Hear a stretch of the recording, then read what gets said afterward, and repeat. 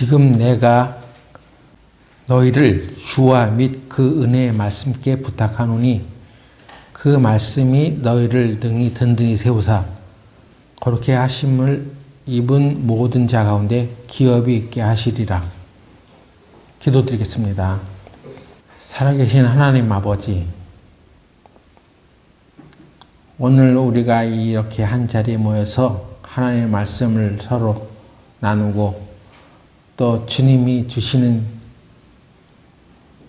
교훈을 우리들이 이 시간 얻고자 합니다. 주님께서 이 시간 함께 하셔서 성령의 뜻과 성령의 생각으로 우리의 마음을 일깨워 주시고 깨우쳐 주셔서 우리로 사람의 생각으로 살아가는 것이 아니라 하나님의 생각으로 살아가는 교회가 되게 하여 주시옵소서. 하나님께서 이 시간을 온전히 주장해 주시기를 바라오며 예수님 이름으로 기도드렸습니다. 아멘. 바울이 에베소 교회를 떠나 다른 지역으로 갈 때 에베소 교회 장로들을 불러서 내가 이 교회를 은혜의 말씀께 부탁한다라고 말씀했습니다.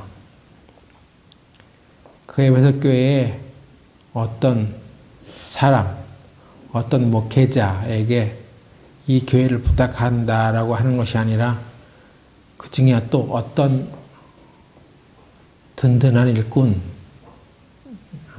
또 능력 있는 일꾼들에게 이 에베소 교회를 부탁한다라고 말한 것이 아니라 내가 너희를 주와 및 그리스도 그 은혜의 말씀께 부탁한다라고 말했고 그 말씀이 너희를 등이 든든히 세우사 거룩하게 하심을 입은 모든 자 가운데 기업이 있게 하시리라 이런 말을 했던 것입니다. 여기에서 이 교회는 은혜의 말씀께 부탁한 교회라는 결론을 우리가 얻게 되죠. 오늘 말씀의 주제는 바로 그것입니다. 은혜의 말씀께 부탁한 교회. 여기서 언급하신 말씀은 기록된 말씀이 아니라 성경에 기록되기 전부터 해오셨던 하나님의 말씀하시는 음성이라는 것을 우리가 기억해야 됩니다. 히브리서 11장에 믿음에 관한 얘기들이 나오는데 히브리서 11장 3절에 보면 믿음으로 모든 세계가 하나님의 말씀으로 지어진 줄을 우리가 아나니 이라는 말씀이 있는데 여기에 언급되는 말씀은 기록된 말씀이 아니죠. 성경은 기록된 하나님의 말씀이고 그 말씀이 기록되기 이전에 이미 하나님의 음성이 있었던 것입니다. 성경은 그래서 먹과 종이와 가죽이라는 재료들에 의해서 한정되고 제한을 받습니다. 여기에 하나님의 말씀을 기록했다는 얘기는 그의 음성을, 하나님의 음성을 먹과 종이와 가죽이라는 제한된 공간에 기록해 놓은 것 뿐이죠. 그래서 여기서 은혜의 말씀께 부탁한다는 얘기는 여기 우리가 가지고 있는 성경 이것만을 말하는 것이 아닙니다. 하나님의 음성 거기를 말하는 거예요. 태초에 하나님께서 빛이 있으라 하시니 빛이 있었고 그 말씀하신 대로 되었다고 합니다. 그런데 하나님 빛이 있으라 하는 얘기는 성경이 기록되기 이전에 이미 하나님이 말씀하신 거잖아요. 이 세상에 땅에는 풀 맺는 채소들과 열매 맺는 과일이 나당에서 나라 하신 것은 성경에 기록되기 이전에 있었던 하나님의 음성입니다. 그 음성을 후에 이제 사람들이 성경이라는 매체를 통해서 기록해 놓은 것 뿐이죠. 그러니까 기록된 말씀보다 더 우선인 것은 하나님의 음성입니다. 음성이라는 것은 인격이 있다는 얘기예요. 하나님은 인격이 있으신 분입니다. 성경을 우리가 읽을 때 그래서 기록된 말씀으로만 읽으면 안 되고, 좀 주워주실래요? 그 말씀을 통해서 하나님의 음성을 들어야 되는 것입니다. 아, 이 말씀이 하나님이 나에게 하시는 음성이구나. 이렇게 알아들어야 한다는 얘기죠. 그거를 조금 고상하게 표현한다면 영적인 수용 능력이라고 하는 것입니다. 우리가 하나님 말씀을 읽거나 볼 때에 이거는 글이고 글씨고 이건 종이야. 그래서 아무런 나에게 변화를 줄 수 없어. 이렇게 하면 안 된다는 것입니다. 이 말씀이 바로 하나님의 음성이라는 얘기죠. 그 음성으로 받아들일 수 있어야 하는 것입니다. 이번에 우리 김미숙 자매 아버님이 돌아가셨는데, 그래서 3일장을 치렀습니다. 그런데 이제 화장을 하고 그 유해를 그 화장장 근처에 있는 땅에 그냥 묻었어요. 자연장이라고 합니까? 30년 동안 이렇게 보관하고 있다가 그게 비가 내리고 이제 풍화가 되면 씻겨 나가는 거예요. 그냥 없어지는 거예요. 그러면서 우리는 어떤 생각이 드냐면, 너는 흙이니 흙으로 돌아가라 하는 하나님의 말씀대로 그대로 이루어진 것이다 하는 생각이 들어집니다. 그런데 그것은 성경이 이렇게 기록되기 전에 하나님께서 인간을 창조하실 때 이미 그렇게 말씀하신 거예요. 인간에게 너는 흙이니 흙으로 돌아가시리라. 그걸 기록한 말씀이 성경일 뿐이에요. 하나님의 말씀을 인격적으로 받아들이는 것이 더 중요한 것입니다. 그래서 하나님께서 그렇게 말씀하신 대로 아담이 창조된 이후로 모든 수천 년간의 역사가 흘러오면서 모든 사람들은 흙이니 흙으로 돌아가는 그런 장래 행렬이 지금까지 계속되고 있는 것입니다. 그래서 이 세상의 모든 피조물들은 자연의 법칙에 따라 움직여가는데, 그 자연의 법칙이 뭐냐는 거예요. 우리가 하나님의 말씀을 증거하다 보면, 아, 그거는 자연의 법칙이지. 그 자연의 법칙을 만드신 분이 하나님이라는 것을 알지 못하니까 하나님의 음성, 하나님의 말씀이라는 대로 움직인다는 것을 알지 못하니까 잘 알지 못하는데, 그만큼 하나님의 말씀은, 하나님의 음성은 살았고 운동력이 있는 거예요. 하나님께서 한번 말씀하신 것은 그대로 그 자연 피조물의 법칙이 되어서 돌아가고 있는 것입니다. 이 세상에 땅에 씨가 떨어지고 또 그 씨가 꽃을 피우고 열매를 맺고 하는 그것이 누가 그걸 정해놨어요? 내가 정했습니까? 하나님이 그렇게 말씀하셨기 때문에 그렇게 돌아가는 거예요. 자연의 법칙이라는 것은 우리 인간의 생각에 하나님이 없어, 절대자가 없어, 그냥 저절로 그냥 그 자연의 법칙에 따라 흘러가는 거야. 이렇게 하는데, 그렇게 하라고 하는 하나님의 말씀이, 그 음성이 그 피조물 속으로 들어가서 그 하나님의 의지가 작동되고 있는 것입니다. 내가 땅에 씨를 뿌리지 않는데도 겨울을 지나고 나면 땅에서 씨가 열매를 맺고 자라서 꽃이 피고 새가 왜 저렇게 울어? 까마귀가 어떻게 우는지 아세요? 까마귀는 어떻게 우냐면 악 이렇게 웁니다.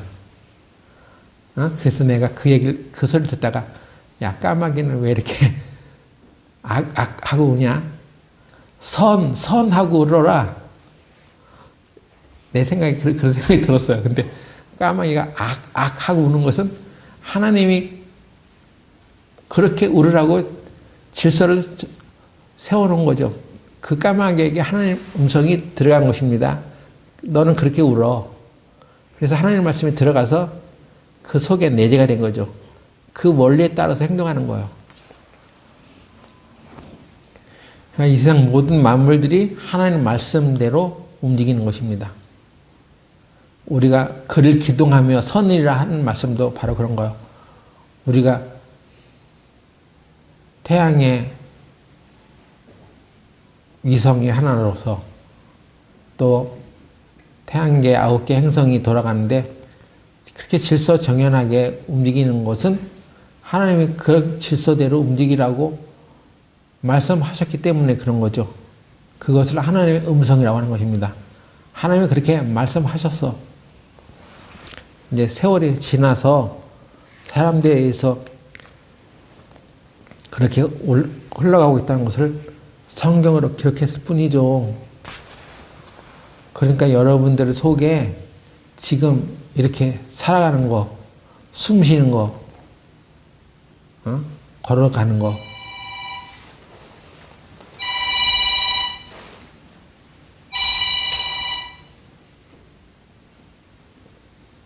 그 원리는 내가 정하지도 않았는데 그렇게 흘러가는 이유가 뭐냐는 거죠. 내가 재활원에서 훈련 받을 때 걷는 것은 연습에 의해서 되는 게 아니라 지식적으로 알아서 걷는 게 아니라 우리 몸에 자율신경이라는 것이 있대요. 그래서 그 몸이 그걸 기억한다는 것입니다. 자율신경.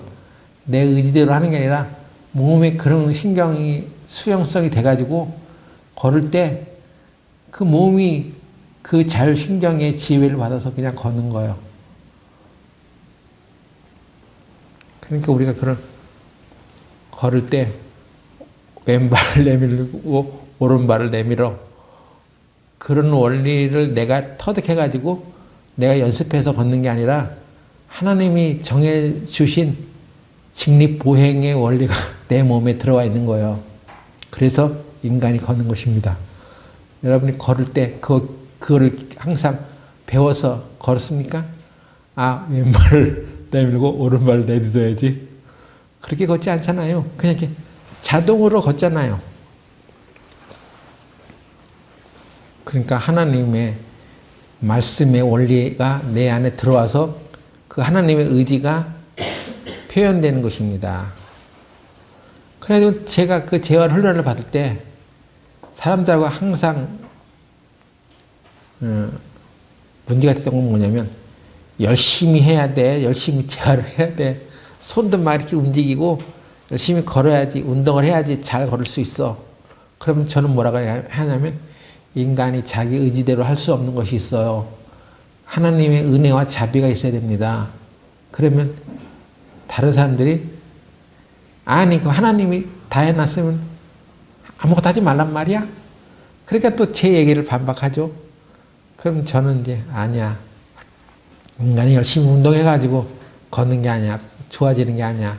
하나님의 은혜가 내 안에 들어와서 그 자유의 말씀들이 내 안에 작동되도록 내가 순종할 때 그 하나님의 말씀의 원리에 따라서 내가 움직이는 거야.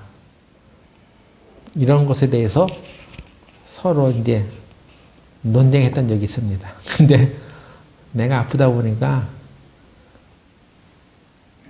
얘기 끝나고 나서는 그렇게 열심히 안 하니까 회복이 늦은 거 아니냐. 나중에 이제 그런 소리가 들리더라고요. 어떤 사람은 진짜 열심히 운동하는 사람이 있습니다. 막 그 자전거 페달을 쌩쌩 돌리면서 1시간 동안 막 그렇게 열심히 하는데 저 사람 열심히 저렇게 운동하니까 잘 걷겠지 그렇게 생각이 들었는데 그 사람이 바로 내 옆에 침대에 이제 입원해 왔는데 한참 뒤에 꿍소리가 나는 거예요. 그래서 뭐야 또 봤더니 이 사람이 넘어진 것입니다.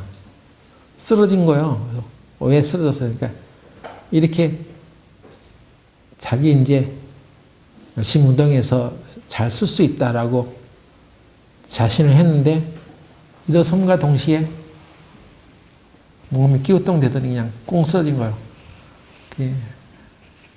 그래가지고 그 사람이 깜짝 놀래가지고 머리야 하더라고요. 왜? 그랬더니 내가 발을 똑바로 이게 스탠스 간격을 잘 못 잡았더니 휘청하고 넘어졌어. 어디 부딪혔어? 그랬더니 이 머리를 제 침대 그 매트리스에 부딪힌 거예요. 다행히 그 침대 가이드나 침대 대에 쇠에 부딪혔으면 또 그 사람 또 터졌을 거예요. 어디가 머리가. 근데 다행히 제 침상에 매트리스에 붙여가지고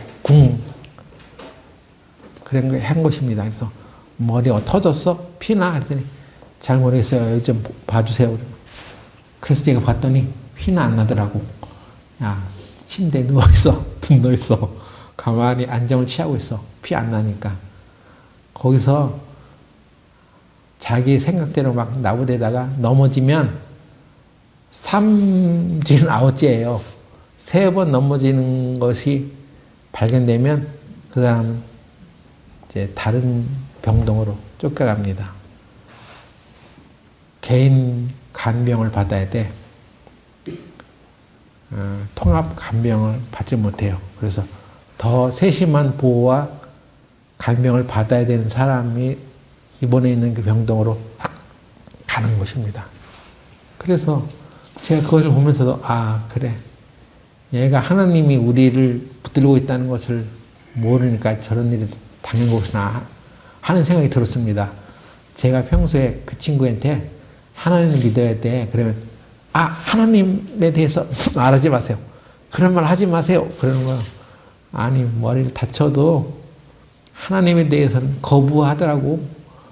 아니 들려주는 얘기로 그냥 잘 받아들이고 하면 좋을 텐데 그 안에도 고집이 있는 거예요. 신기하더라고요. 머리를 다친 사람도 하나님 얘기 듣기 싫어하는 거야. 그래서 그때 저도 마음이 상해가지고 그래 너한테는 이제 안 할게. 당분간 언젠지 모르지만 하게 되겠지만 지금은 안 할 거야. 입을 닫았어요. 그래서 하나님께 그 하기를 하나님 우리가 이렇게 움직이고 기동하며 살아가는 것은 하나님의 은혜라는 것을 저로 하여금 알게 해주십시오. 깨닫게 해주세요 하고 기도했는데 그 기도하고 난 뒤에 바로 그 친구가 이제 꿍 하는 것입니다. 그리고 이제 하나님에 대해서 이제 하지 마세요. 그런 말 안 하더라고.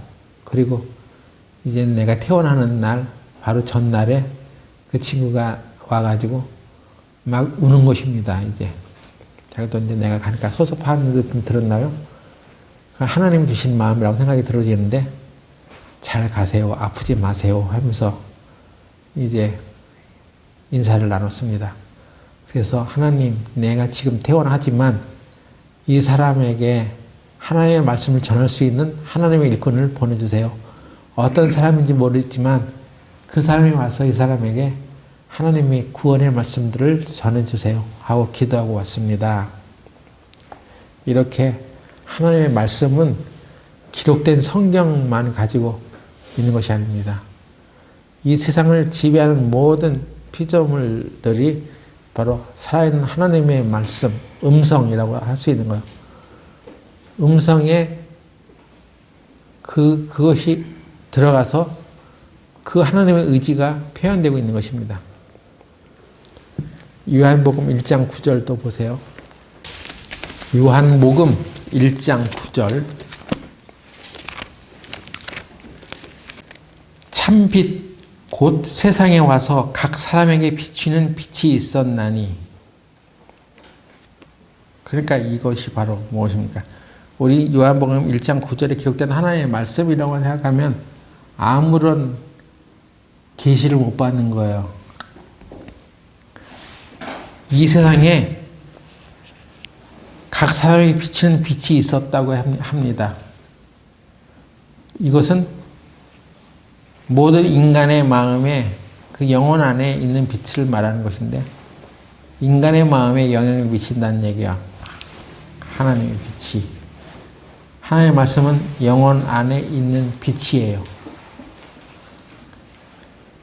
성경 말씀을 결코 들어본 적이 없는 사람들조차도 그들의 마음에서 하나님을 알게 해놨다는 것입니다. 나중에 나는 성경 못 봤는데요? 성경 안 배워봤는데요? 그래서 하나님을 알 수 없었어? 그렇게 변명을 할 수 없도록 하나님께서 확실하게 각 사람의 영혼 안에 하나님을 아는 빛을 딱 비춰놨다는 것입니다. 그래서 저희가 변명하지 못하게 해놨다는 것이에요. 로마서 1장 20절 이하에 보면 그런 말씀이 있죠. 만물을 통해서 하나님이 그 영혼이 알아들을 수 있는, 느낄 수 있는 하나님을 아는 빛을 알도록 쭉 얘기해놨어요. 그래서 난 하나님이 있는지 몰랐어요. 성경 안 봤어요. 그래서 하나님 몰라요. 그렇게 변명할 수 없다는 것입니다. 인간의 마음에 양심이 있어 그 양심으로도 하나님을 아는 그런 지식을 거기다 넣어놨습니다. 자기가 하나님의 말씀을 듣고 싶지 않아서 거부하는 것이지 하나님이 있는지 몰라서 안 듣겠다 하는 얘기는 아닌 것입니다. 그러니까 우리가 전도할 때도 내가 성경에 있는 전도에 관한, 상담에 관한 말씀을 잘 숙지를 하고 그것을 공부해가지고 가르쳐줘서 하나님을 알게 해야겠다는 그런 인간의 지식을 의지해서는 안 됩니다. 하나님이 해놓으신 그 영적인 계시가 이미 있기 때문에, 각 사람에게 비치는 빛이 있기 때문에 그것을 우리가 알고 하나님의 말씀을 어떻게 전달될지 모르지만 우리는 대화해 주는 것입니다. 문제는 그가 그것을 어떻게 반응하느냐 하는 거야. 하나님의 음성을 듣고. 양심? 그것은 바로 하나님이 그에게 말씀하신 음성에 대해서 고통받는 소리예요. 하나님이 이렇게 하셨는데 내가 그걸 받아들이지 않을 때 고통하는 소리가 양심의 소리입니다. 온 세상에 피조물과 생명들이 다 그의 음성에 의존하고 있지만 우리 인간은 하나님의 형상대로 지음을 받은 존재임에도 하나님의 형상? 그 뭡니까? 외모가 하나님 우리를 닮았다는 얘기예요? 그게 아니에요. 하나님의 형상대로 지음을 받았다는 얘기는 하나님이 그 안에 들어가야지 사람은 진정한 사람이 될 수 있는 존재로 지음을 받았다는 얘기입니다. 하나님의 영이 그 안에 들어가야지 진정한 사람이 되는 것이고 창조의 목적이 이루어지는 거예요. 그런데 우리 사람들은 대부분 너무 바빠. 그리고 완고해. 그래서 받아들이지 않는 거예요. 주의를 기울이지 않는 거예요. 우리가 하나님의 말씀에 순종하면, 그 음성을 수용하면 지혜를 얻고 하나님의 뜻을 알아갈 수 있어요. 근데 안 봐도 하나님의 뜻보다 내가 더 중요해 해서 하나님의 말씀을 듣지 않습니다. 사무엘의 소년 시대 때 그가 성전에서 있을 때 사무엘아 하는 소리를 듣고도 이게 어디서 나는 소리요 하고 후다닥 뛰어나가는데 아무도 안 보이는 거예요. 몇 번 그렇게 했는데 당시에 제사장 엘리가 하나님이 사무엘을 부르시는 것이구나 하고 알아차리고 다음에 또 음성을 듣거든 주여 말씀하시옵소서 주의 종이 듣겠나이다 하라 이렇게 말해줬습니다. 그래서 또 그 똑같은 소리가 들렸을 때 이제는 사무엘이 가서 아 이거 주님이 나에게 말씀하시려고 하는구나 주여 말씀하옵소서 주의 종이 듣겠나이다 하고 사무엘이 이제 복종을 했습니다. 사무엘상에 그 소년 사무엘의 자세가 우리에게도 필요한 거예요. 영적인 수용력. 성경을 읽으면서 지금 나는 책을 읽고 있는 거야. 이 책을 몇 장까지 읽어야지 하고 진도 뽑듯이 읽고 나서 그래서 어떤 하나님의 음성을 들었는데 하면 그런 소리 못 들었는데 하면 뭐하러 성경 뭐하라고 읽어? 무엇하러 읽는 것입니까? 내가 이거 읽어서 나 성경 어디까지 읽었다는 그런 자랑하려고 읽는 것입니까? 우리는 이 성경이 곧 내게 대하여 증거하는 것이라 했던 대로 예수님이 나에게 하시는 말씀을 들을 수 있어야 하는 거예요. 지금 나에게 무엇을 얘기하는가? 우리의 영원한 행복과 가치는 하나님의 음성을 듣는 데 있습니다. 하나님의 음성을 듣지 않는다면 여기서 듣는다는 얘기는 그 말씀을 통해서 아 내가 그렇게 하겠습니다. 이렇게까지 가는 것이 듣는 거예요. 아무리 사무엘아 하시는 하나님의 음성을 듣고도 왜요? 또 뭘 시키려고 합니까? 나는 그런 말씀 듣기 싫어요 하고 불순종해버리면 그건 하나님의 말씀을 음성을 듣는 사람이 아니에요. 진정 하나님의 음성을 듣고자 하는 사람은 하나님의 말씀대로 하겠습니다. 그렇게 듣고자 하는 의지를 가져야 하는 거예요. 하나님의 음성은 인격이라고 했죠. 의지라고 했죠. 하나님의 의지를 내게 주었을 때 나도 내가 그 의지대로 하겠습니다. 내 의지는 하나님의 말씀을 그대로 따르겠습니다. 하는 의지를 가져야 돼. 하나님의 말씀을 듣는데도 아 하나님의 말씀 따라야지. 그게 상상만 해가지고 되는 것이 아닙니다. 상상은 앞서갈 수 있어. 아 이렇게 하고 하는 것이 하나님 뜻대로 행하는 거지 하고 생각할 수 있어. 하나님 뜻대로 생각하는 게 중요한 거 아니에요? 생각만 하면 다 이루어지는 거 아니에요? 그러나 그렇지 않습니다. 그러면 내가 하나님 말씀대로 살아가겠다는 것을 생각했으면 그렇게 내가 살겠습니다 하는 의지까지 있어야 하는 거죠. 그렇게 뜻대로 하겠습니다 하는 마음의 동의가 없으면서 그냥 생각으로만 달려가면 우리는 하나님을 영화롭게 할 수 없습니다. 그래서 성경에 보면은 하나님이 말씀이 오히려 더 편협적인 것 같아. 무슨 소리인지 아시겠어요? 우리가 하나님 말씀을 전하다 보면 왜 하나님은 자기만이 신이라고 합니까? 아 다른 데도 종교도 다 신이라고 하고 이거 믿어도 되고 저거 믿어도 되는데 왜 꼭 기독교의 하나님은 나 외에는 다른 신을 믿지 말라고 하고 예수님은 내가 길이라고 얘기를 합니까? 내가 왜 꼭 그 길로 가야 돼요? 어떻게 보면 어느 측면에서 보면 예수님은 정말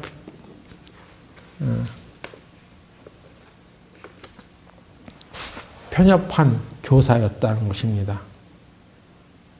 예수님이 마태복음 12장 3절에 나와 함께 아니하는 자는 나를 반대하는 자라 했습니다. 왜 꼭 우리가 주님과 함께 해야 돼? 주님을 반대하면 안 돼? 내가 왜 꼭 주님의 뜻을 따라야 하냐고. 우리는 그렇게 생각하는데 우리가 하는 그 말은 우리 인간의 생각으로 불순종하는 사람의 편에서 얘기하는 거예요. 참 예수님 참 편협한 사람이구만. 꼭 자기가 길이래. 자기 외에는 생명을 얻지 못한대. 왜 그렇습니까? 그만큼 우리는 전적인 타락을 한 존재이기 때문에 그런 것입니다. 우리 생각에 왜 우리가 꼭 주님의 말씀을 따라야 합니까? 왜 주님의 뜻대로 해야 돼요?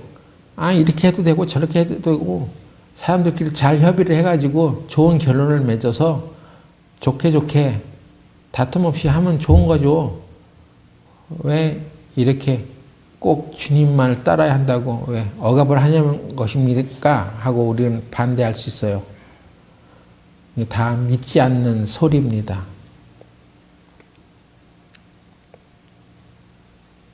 그래서 우리 인간의 생각으로는 주님을 도저히 따를 수 없어요. 우리는 각자 너무 생각이 많아. 그리고 자기 주관이 뚜렷해. 자아가 강하다는 얘기예요.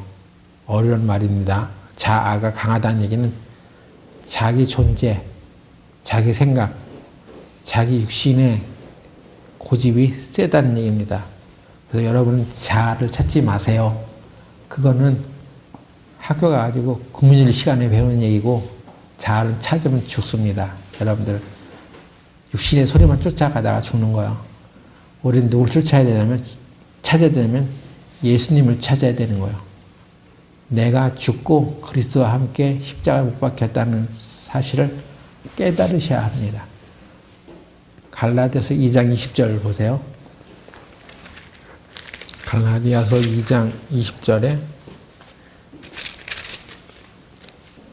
내가 그리스도와 함께 십자가에 못 박혔나니 그런즉 이제는 내가 산 것이 아니요 오직 내 안에 그리스도께서 사신 것이라. 이제 내가 육체 가운데 사는 것은 나를 사랑하사 나를 위하여 자기 몸을 버리신 하나님의 아들을 믿는 믿음 안에서 사는 것이라. 이거 참 유명한 성경 구절입니다. 구절이에요. 그냥 암송 구절이에요. 너무나 많은 사람들이 알고 있는, 웬만한 기독교인 교회 다니는 사람이라면 다 알고 있는 구절. 근데 이 구절을 읽으면서 하나님의 음성을 들을 수 있습니까? 너는 이제 육체 가운데 사는 것은 네가 사는 것이 아니야. 이제는 오직 네 안에 그리스도께서 살아 계시는 것이야. 이렇게 말씀하시는 하나님의 음성을 들으시냐는 것입니다. 내가 그리스도와 함께 십자가에 못 박혔나니 분명히 과거 완료 시제로 되어 있죠. 모든 성경의 번역본들이 내가 그리스도와 함께 십자가에 못 박혔다 이렇게 번역해 놨는데 유독 킹제임스 성경만이 이렇게 번역을 해놨습니다. I am crucified with Christ. 내가 십자가에 못 박힌 것은 맞는데 나는 그리스도와 함께 십자가에 못 박혀 있으나 계속 현재 상태 계속 그렇게 되어 있다는 얘기죠. 나는 십자가에 못 박혀 있어. 이런 뜻입니다.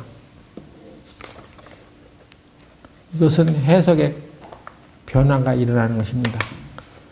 내가 그리스도와 함께 십자가에 못 박혀 있으나 그럼에도 불구하고 사노라.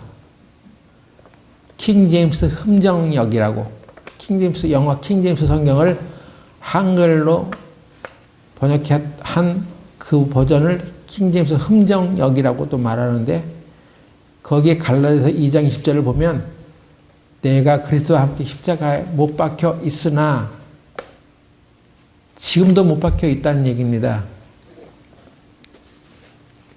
그럼에도 불구하고 사노라. 그러나 내가 아니요 그리스도께서 내 안에 사시느니라. 그리스도께서 내 안에 살아 계시다 하는 얘기죠.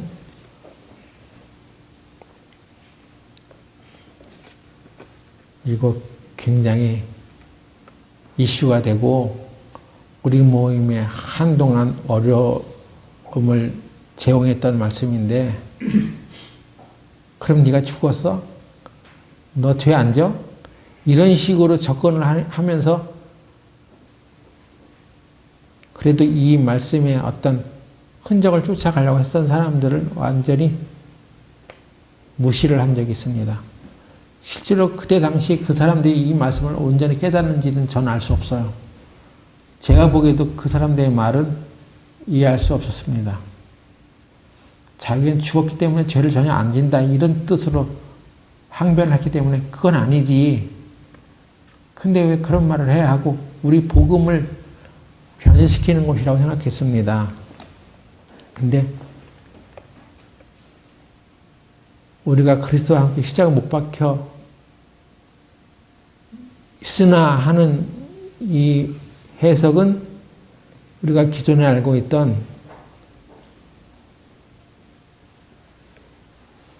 못 박혔다 하는 그런 것과는 좀 다른 의미를 갖고 있어요. 바울의 말은 다른 번역본보다는 다른 시제를 사용하고 있습니다. 내가 십자가에 못 박혀 있으나 이것이 더 온전한 것입니다. 못 박혔으나 하는 것은 바울이 실제로 전달해 주려고 했었던 것이 무엇이지 명쾌하게 말하지 못하는 것입니다. 우리가 이 귀절에 관심을 가질 이유가 있습니다. 우리 죄인된 인간은 하나님께서 우리 인간을 구속하신 가장 높은 목적이 뭐냐면 한때 죄로 가득했던 우리의 삶 속에서 우리 안에 들어오셔서 하나님 우리 안에 들어오셔서 그리스도를 닮아가게 만드는 것이 소망인 것입니다. 인간은 자기 인간의 생각으로는 인간의 주체적인 자기 생각으로는 그리스도를 닮아 살아갈 수가 없어. 하나님을 닮아서 살아갈 수 없어. 그렇기 때문에 반드시 나라고 하는 자아를 폐기 처벌하고 십자가에 못 박고 죽이고 예수님이 부활에 함께 동참하게 함으로써 새로운 생명이 우리 안에 살아나게 하시려고 하는 거예요. 내가 죽고 그리스도가 내 안에 살아나는 그런 새로운 성품의 신의 성품에 참여한 자가 되게 하시는 것입니다. 이걸 보면 하나님은 나라고 하는 인간적인 인간의 성품에 기대하지 않는다는 거예요. 그거 반드시 폐기 처분해야 되는 거야. 죽어야 돼. 근데 우리는 이 세상에 살아오면서 좋은 교회를 다니고 좋은 대학을 들어가고 좋은 교육기관에 들어가서 열심히 배우고 적당히 훈련을 받아서 인간을 고쳐가지고 쓰려고 하는 거예요. 대부분. 근데 하나님은 그렇지 않아. 네가 아무리 대학 가서 심리학을 배우고 종교를 배우고 좋은 교육기관에 들어가서 좋은 교육을 받는다 하더라도 너의 성품 그 자체가 인간의 성품은 신의 성품이 될 수가 없어. 반드시 십자가에서 그걸 죽이고 그리스도가 내 안에 살아나야지 그리스도의 성품이 나를 인도하는 거예요. 이것입니다. 사람의 인격은 안 바뀌죠. 성격은 안 바뀌어. 그런데 성품은 바뀔 수 있다는 것입니다. 왜? 그건 내 인간의 성품이 아니라 그리스도의 성품이기 때문에 그런 것입니다. 성격이 급한 사람, 조급한 사람, 느긋한 사람, 성격 자체는 우리가 안 바뀔 수가 있어. 안 바뀝니다. 근데 성품이 바뀌는 거죠. 그리스도의 성품으로 바뀌는 거죠. 그 어떤 상황에 있어도 그리스도의 생각, 하나님의 생각에 맞게 행동하는 거예요. 그래서 우리가 은혜의 말씀께 교회를 부탁했다는 얘기는 네 잘난 머리로 교회를 인도하지 마 하는 얘기죠. 저도 그런 것을 이제 이번에 해로 많이 생각하게 됐어요. 네 머리로, 네 계산으로 교회를 인도하지 마. 어렵고 힘든 일이 있을 때 하나님께 맡겨. 그리스도가 내 안에서 살아나게 해. 그리스도의 새 성품으로 교회를 인도해. 이것입니다. 교회를 의논하는 과정들을 자세히 보면요. 교회에 덕망 있고 세상에 좀 존경을 받는 사람들이 몇이 모여서 이러쿵 저러쿵 교회를 의논합니다. 거기에는 사람의 생각이 팽배해 있어요. 그들의 경제 논리가 거기 들어있고 그들의 계산이 거기 들어있습니다. 하나님이 하시면, 그리스도가 하시면 그렇게 작동하지 않아요. 거기엔 자비와 은혜가 있습니다. 너의 힘으로는 할 수 없는데 할 수 없는 것을 하나님은 하셔. 그러니까 하나님을 믿고 나아가. 그런 원리에 따라서 교회가 흘러가야 되는데 그냥 세상에서 한 자리 차지하는 사람들 교회에 우두머리 세워가지고 교회 일을 그냥 이러쿵저러쿵 하는 거예요. 성령이 이끌어가는 교회가 아니라, 그리스도가 이끌어가는 교회가 아니라 사람이 이끄는 교회로 점점점 움직여 갑니다. 그건 교회의 타락이에요. 그래서 그리스도의 생명이 나에게 나타나려면, 성품이 나타나려면 나도 그리스도와 함께 죽었고 또 그 부활에 나도 참여해야 합니다. 인간의 적당한 체험과 교육으로 성품이 달라지는 게 아니에요. 반드시 자아가 죽어야 합니다. 자기 습관, 자기 고집, 자기 생각이 죽어야 되는 거예요. 너무 많이 들었죠? 자아가 죽어야 된다고. 자기를 죽여야 된다고. 어떻게 죽여? 그것은 자기 생각을 내려놓으라는 얘기죠. 자기가 갖고 있는 계산을 내려놓으라는 것입니다. 그걸 주장하지 말라는 거예요. 오로지 그리스도께 복종해야 됩니다. 내 생각은 이런데, 명쾌하고 논리가 있는데 그게 아니라 그리스도의 생각을 말하라는 거예요. 그리스도의 생각에 납작 엎드리라는 것입니다.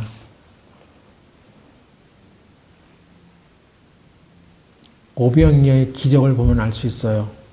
그때 예수님께서 여기 모여있는 수만의 사람들에게 누가 떡을 나눠줄 수 있으랴? 너희들이 해라. 너희들이 먹여. 했더니 제자들이 기껏 한 얘기는 계산을 자꾸 했죠. 아니, 여기 있는 사람들에게 떡을 조금씩 나눠줄지라도 300데나리온이 좋게 필요합니다. 200데나리온이 필요합니다. 돈으로 계산하니까 이게 아구가 안 맞는 거야.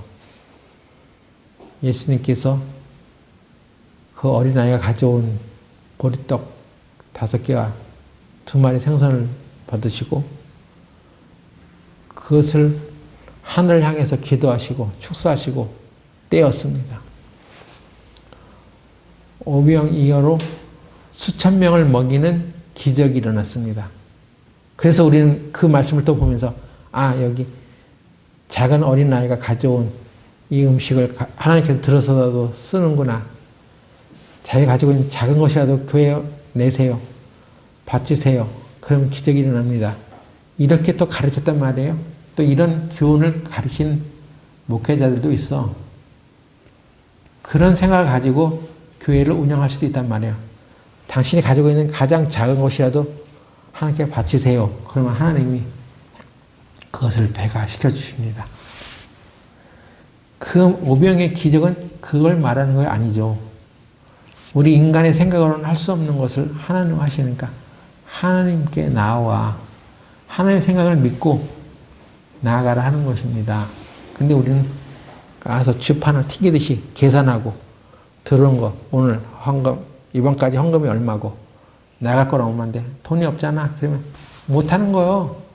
그 장부에 의해서 결정하는 것입니다. 도대체 믿음이라는 것이 없는 거예요. 그리스도가 하나님이 우리에게 어떤 일을 하시는지에 대한 믿음도 없는 것입니다. 그런 것을 바탕으로 일하지 않아요. 그런데 예수님께서는 그 아무리 작은 어린아이가 가져온 음식이라 하더라도 그것을 들어서 하늘을 향하여 축사하시고 하늘을 바라봤다는 얘기는 하나님을 바라봤다는 얘기죠. 이게 얼마 되지 않은 것이라도 하나님은 이걸 통해서 일하실 수 있습니다. 하나님이 하시면 합니다. 하고 그 믿음을 나타냈을 때 그걸 떼었어. 그리고 제자들에게 나눠줬어. 제자들은 그걸 받고 또 그것을 부서뜨려가지고 또 나눠줬어. 나눠주니까 오히려 더 배가 되는 거예요. 또 나오고 떨어지지 않는. 그래서 먹고 남은 조각에 12강줄이 가득 찼다. 우리 인간의 생각으로는 이건 내가 받은 한 조각의 빵을 너한테 떼어주면, 누구한테 떼어주면 나는 없잖아. 뭐 나보고 굶어 죽으라고? 나도 없어. 줄 게 없다고 하고 모른 채 해버리면 안 된다는 것입니다. 오히려 그리스도의 말씀께, 은혜의 말씀께 부탁했다는 얘기는 바로 그런 거예요. 너가 가지고 있는 것을 아무리 작은 것이라도 떼어 나눠주면 하나님께서 그걸 배가시켜줘. 그게 은혜의 말씀이에요. 바울이 에베소 교회 장로들에게 부탁한 것은 너희들의 명쾌한 논리와 지식을 가지고 정신 똑바로 차려. 그래서 교회 안에 일을 제대로 잘해. 이렇게 한 게 아니야. 은혜의 말씀께 부탁했어요. 은혜의 말씀, 하나님의 말씀. 우리에게 흔히 후하게 되어 넘치게 해주시는 하나님의 말씀. 그 은혜의 말씀을 따라서 결정하고 생각하고 판단해. 네가 그거 남한테 떼어준다고 해서 너 굶어 죽지 않아 하는 것입니다. 그런데 우리는 굶어 죽을까 봐 움켜쥐죠. 안 나눠줍니다. 그 부스러기가 12강줄이가 나는 하나님의 원리를 깨닫지 못하는 거예요. 그래서 우리가 하나님의 은혜의 말씀을 따라서 생각하고 판단하고 결정하는 것은 중요한 것입니다.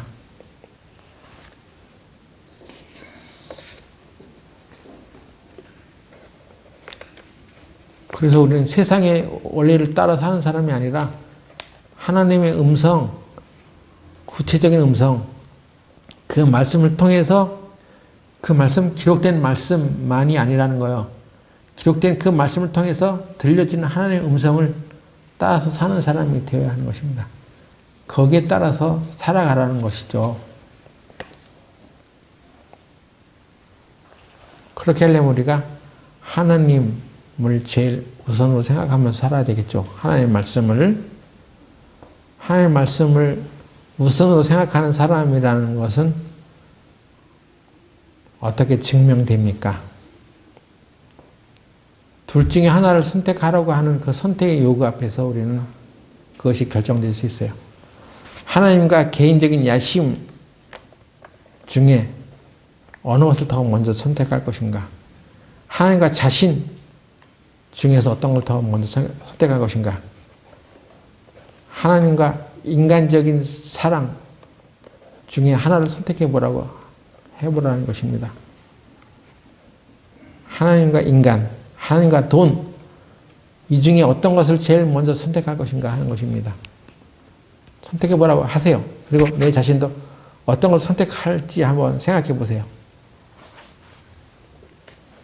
그가 일생 동안 매일매일 내리는 결정들이 어떻게 흘러갔냐면, 하나님이 우선이 아닌 사람은 말로는 나 하나님 존귀하죠. 하나님 존중합니다. 하나님이 제 인생의 첫 번째입니다. 하지만 매일매일 내리는 결정들, 매번 내리는 결정들은 하나님이 항상 두 번째야. 그것이 증거가 된다는 것입니다. 이번에 이렇게 결정했는데 왜 그렇게 결정했어?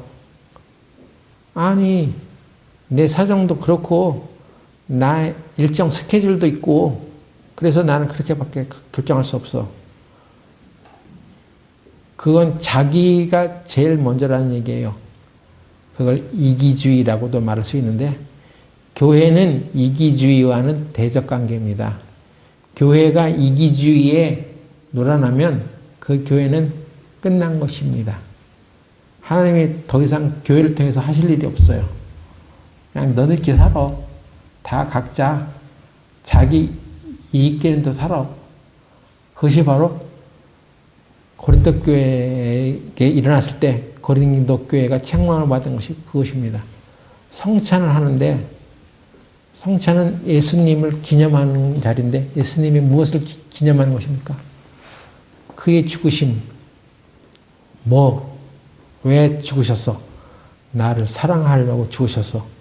그리고 너희도 이것을 기념하라 하는 얘기가 뭡니까? 이게 새 계명이야. 예수님께서 우리에게 주신 새로운 계명. 서로 사랑하라. 그것입니다. 그거 외에는 다른 계명이 없어. 그런데 그런 계명을 따르기 위해서 모인 교회가 자기가 먼저 가서 배고프다고 떡을 먹고 자기 먼저 포도주 마시고 다른 사람을 전혀 배려하지 않는, 생각하지 않는, 안중에도 없는 생활을 한 거죠. 그래서 그 중에 교회가 약해진 것입니다. 그래서 우리도 그런 것이 아닌가 하고 회개해야 될 필요가 있는 거예요. 너무 이기적인 소리를 하고 살아가고 있지 않는가. 나의 생명, 나의 목숨, 나의 앞길만 걱정하면서 살아가는 것이고 교회는 뒷전이고 하나님 두 번째고 매번 그런 결정들을 하고 살아가니까 그 은혜의 말씀께 부탁한 것이 아니잖아요. 나를 은혜의 말씀께 부탁하면 사는 것이 아니잖아요. 나는 내 통장의 잔고를 믿어. 그 잔고에 의해서 결정해. 이런 얘기잖아요. 결국 우리가 내리는 결정이 무엇인지는 하나님이 항상 두 번째로 선택되어질 때 나타나는 것입니다. 여러분이 지금 바빠. 아주 할 일도 많아 세상에서. 근데 하나님의 일을 좀 해보라고. 그러면 어떻게 선택할 것입니까? 저도 그렇게 못한 적이 있어요. 제가 한참 생활비가 부족해서 농협물류센터라는 곳에 가서 일한 적이 있어. 근데 추석 명절이 다가오는데 물건이 엄청 쌓이는 거예요. 그것을 처리하는데 시간이 없을 정도야. 그래서 막 정신없이 일하고 있는데 전화 한 통이 왔어요, 저한테. 여보세요? 예. 저 안양에 사는 누구누구 형제인데요. 지금 자기의 연로하신 분이 있는데 말씀을 듣고 싶어 하는데 죽을 날이 가까웁니다. 그분이 꼭 우리 한 형제님이 오셔서 말씀을 좀 전해주세요. 전도해주세요. 그런 전화였어요. 그 얘기 듣고 제가 뭐라고 대답했는지 아십니까?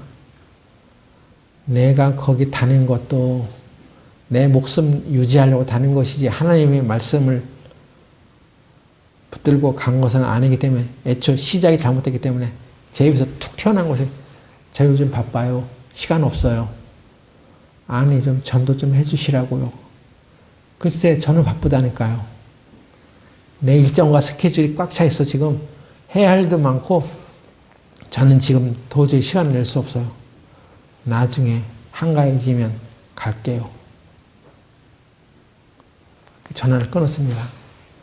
그리고 나서 각 사람에게 비추는 빛이 있다고 그랬죠. 내 마음에 양심에 야, 너 먹고 살겠다고 전도하는 거 지금 거절한 거야?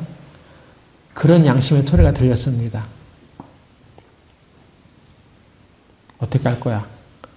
당장 지금 일하는 거 중단하고 복음 전하러 갈 거야? 아니면 계속 먹고 살 거야? 그런 선택을 해야 된다는 마음의 양심의 울림이 있었습니다. 도저히 그 양심의 소리를 제가 저버릴 수가 없었어요. 그래서 내가 지금 한참 바쁠 때 저 어디 가야 됩니다. 어디? 저는 하나님 말씀 전하러 가야 됩니다. 이게 말이 되냐고. 그 말을 듣고 관리자가 그걸 허락해 줄 것 같아? 당신 여기 오지 마, 나오지 마세요 이제. 이렇게 협박할 수가 있잖아. 겁을 줄 수도 있잖아. 그래서 내일 당장 너는 여기서 잘릴 수가 있어. 그런 또 두려움이 막 생기는 거예요. 그래서 저는 곰곰이 생각했습니다. 하나님이 나를 살려주셨고 하나님이 나를 먹이시는 것인데 에라 모르겠다. 나는 관리자 앞에 갔습니다. 가서 저 오늘 빨리 퇴근해야 되겠습니다. 내일부터 안 나옵니다. 제 입으로 그런 결정을 내리고 얘기했는데 왜요? 무슨 바쁜 일 있어요? 네. 저는 교회에 가서 해야 할 일이 많습니다. 그렇게 하세요. 또 그러는 거예요. 이거 웬일. 내가 목숨을 걸었어. 완전히 나를 죽였더니 그런 것이 죽는 거예요. 오히려 하나님의 예수님의 생명이 활동을 한 것입니다. 그래서 바로 그 자리에서 일을 그만두고 안양으로 달려갔습니다. 버스 타고 막 달려가서 그 안양에 포도원이라고 하는 동네가 있어. 거기 정류장에 딱 내려가지고 버스 타고 가가지고 하나님의 말씀을 전했습니다. 전했는데 그 나이 드신 연로한 분이 그 말씀을 듣고 구원을 받으셨어. 그리고 그 다음날 바로 돌아가셨어.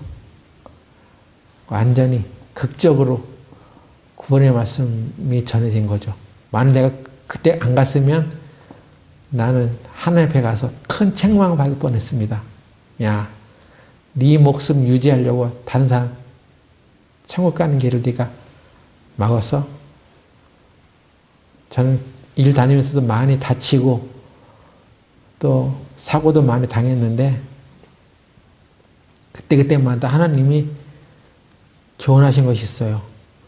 네가 지금 이렇게 먹고 살려고 다니는 동안 많은 영혼들이 지옥 가고 있어. 많은 영혼들이 또 우리 교회 지치들이 영적인 양식을 공급받지 못해. 굶어 죽어. 너 하나 목숨 살리려고 여럿 굶어 죽이고 있는 거야. 그런 교훈이었어요. 그리고 그 다음부터 저는 이제 일 나가지 않겠습니다. 내 육신의 양식을 먼저 우선시하는 생활을 안 하겠습니다. 그리고 그다음부터 안 나가기 시작했어요. 집에 쌀 떨어지고 먹을 것 없어도 버티기 시작했어요. 하나님 채워주세요. 예수님이 우리 부족한 걸 채워주세요. 나에게 사는 것은 내 생명이 아닙니다. 이제는 예수님이 살아가는 것입니다. 하고 버텼어요. 버텼더니 오히려 먹을 게 들어오는 거예요. 어떤 사람은 차를 나를 위해서 쓰라고 2천만 원 이상 되는 차를 사가지고 나한테 그냥 주는 거예요. 목사님 쓰세요. 목사님 이름으로 등록해서 쓰세요. 오히려 그런 일이 생기는 거예요. 나 2천만 원 어떻게 모아? 그거 1년 동안 아등바등 생활하면서 돈 모아도 그렇게 못 벌어. 하나님이 그냥 부어주시는 거예요. 여러분 먹고 사는 거 사람의 소유에 있는 것이 아닙니다. 하나님의 생명의 말씀 거기에 있는 것입니다. 우리 그동안 너무 내 육신의 목숨을 살리려고 아등바등 살아오던 그 비겁한 생활을 그치고 은혜의 말씀께 하나님께 이 교회가 부탁되어 있다는 것을 알고 더 은혜의 말씀께 내 자신을 맡겨갑시다. 기도하겠습니다. 거룩하신 하나님, 우리는 하나님의 말씀을 하나님의 음성으로 받지 못하고 지금까지 살아왔습니다. 하나님이 우리를 죽이기도 하시고 살리기도 하신다는 그 이 세상 창조의 목적을, 창조의 권한을 하나님께 두지 아니하고 하나님의 말씀에 두지 아니하고 내 인간적인 생각과 내 고집과 내 의지에만 두고 살아간 것을 회개합니다. 주여 우리에게 하나님의 은혜와 자비를 베푸소서. 예수님의 은혜 말씀께 부탁되어 있는 교회를 잘 순종하며 따라갈 수 있도록 하여 주시옵소서. 예수님의 이름으로 기도드렸습니다. 아멘.